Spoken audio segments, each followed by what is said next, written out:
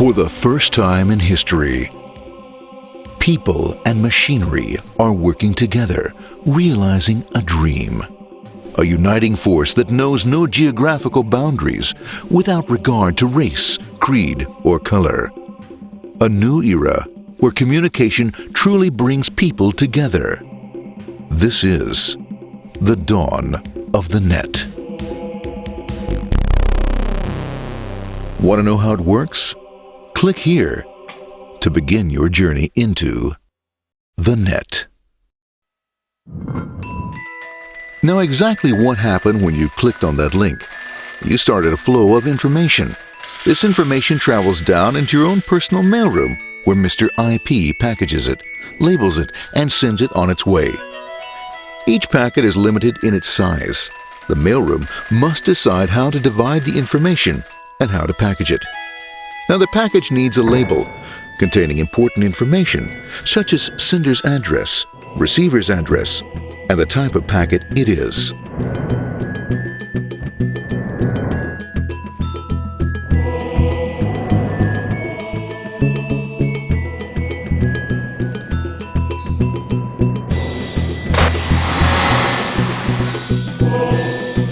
Because this particular packet is going out onto the internet, it also gets an address for the proxy server, which has a special function, as we'll see later.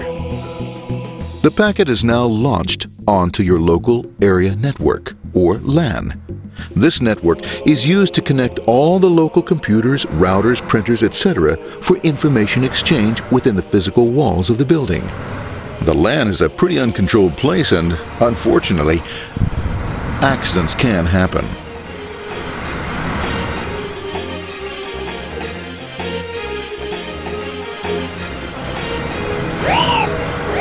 The highway of the LAN is packed with all types of information. These are IP packets, Novell packets, Apple Talk packets. They're going against traffic, as usual. The local router reads the address and, if necessary, lifts the packet onto another network. The router, a symbol of control in a seemingly disorganized world. Whoops, sorry about that. Let's go with this one here, this one here. This moves here, this one goes here. I don't like this one. Let's go with this one. Let's go here. A little bit left. Let's go with this one here. Another channel here. Let's put that one here. Another one there. Let's put that one here. There he is, systematic, uncaring, methodical, conservative, and sometimes not quite up to speed. Sorry. But at least he is exact, for the most part. That one goes there, that one goes there, that one goes there, that one goes there, and this one goes there. Well, another one goes there, that goes there. He's behind him, let's go there, that goes there, that goes there. He goes there, let's put that one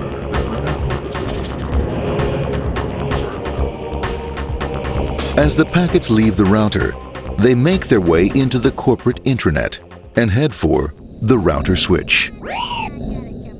A bit more efficient than the router switch plays fast and loose with IP packets, deftly routing them along their way. A digital pinball wizard, if you will. Here we go. Here comes another one. And it's another. Watch this, Mom. Here goes. Whoop, we're on the back. Hey, in there. Over the left, over the right, over the left, over the right. You got it. Here it comes. Right on. He shoots. He scores. It's going. Hey, Wayne, here, watch out. Here comes another one. Oh, here we go. And it's gone. As packets arrive at their destination, they're picked up by the network interface, ready to be sent to the next level. In this case, the proxy. The proxy is used by many companies as sort of a middleman in order to lessen the load on their internet connection, and for security reasons as well. As you can see, the packets are all of various sizes, depending upon their content.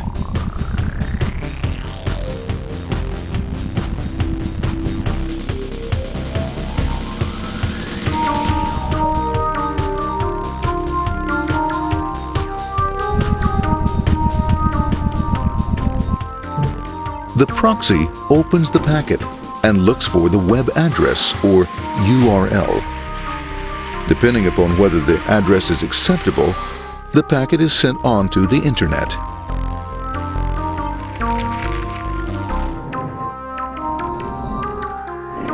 There are, however, some addresses which do not meet with the approval of the proxy, that is to say, corporate or management guidelines.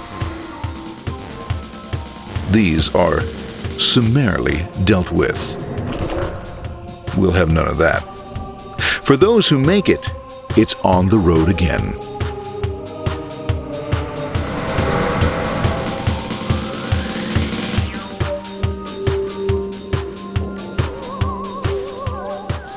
Next up, the firewall. The corporate firewall serves two purposes. It prevents some rather nasty things from the internet from coming into the intranet, and it can also prevent sensitive corporate information from being sent out onto the internet. Once through the firewall, a router picks up the packet and places it onto a much narrower road, or bandwidth, as we say. Obviously, the road is not broad enough to take them all. Now you might wonder what happens to all those packets which don't make it along the way.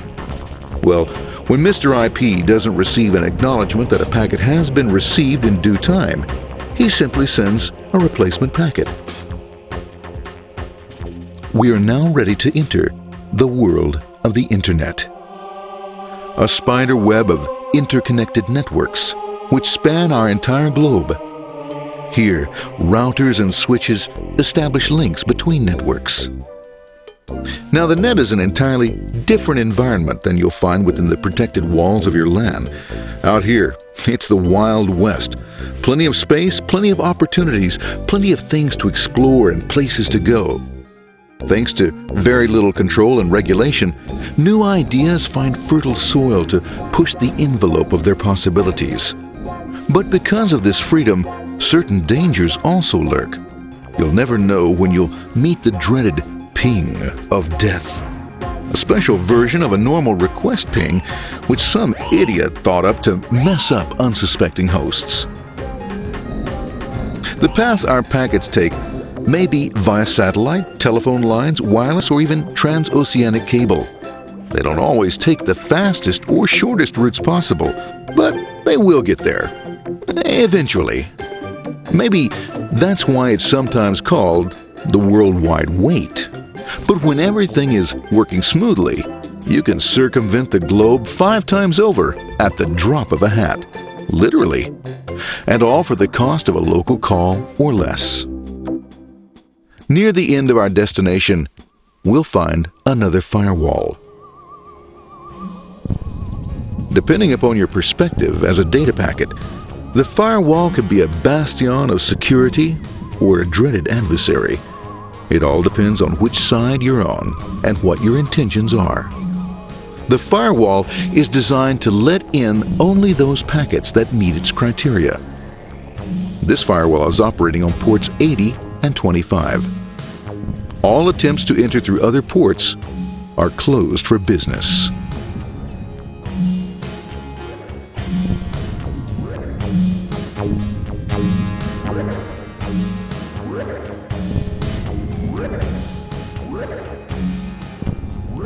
Port 25 is used for mail packets, while Port 80 is the entrance for packets from the Internet to the web server.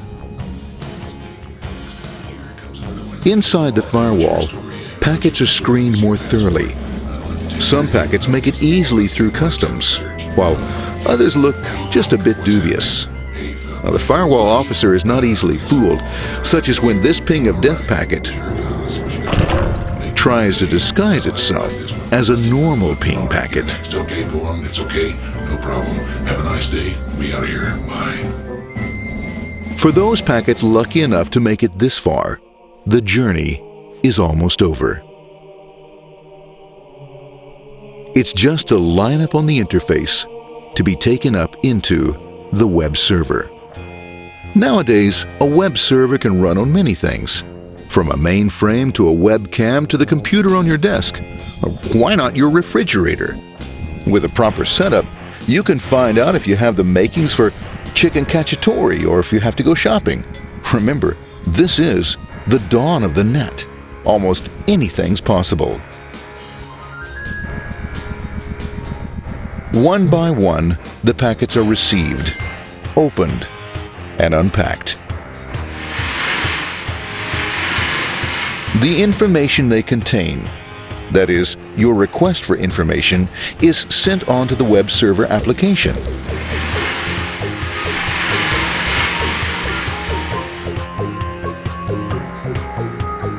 The packet itself is recycled, ready to be used again, and filled with your requested information.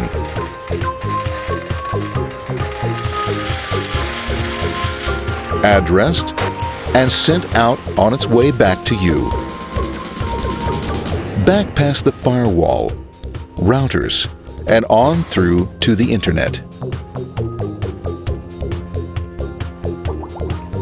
Back through your corporate firewall.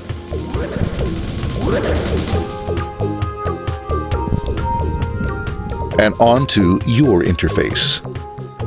Ready to supply your web browser with the information you requested.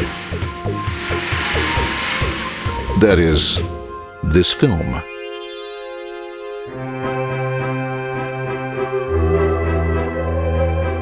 Pleased with their efforts and trusting in a better world, our trusty data packets ride off blissfully into the sunset of another day, knowing fully they have served their masters well. Now, isn't that a happy ending?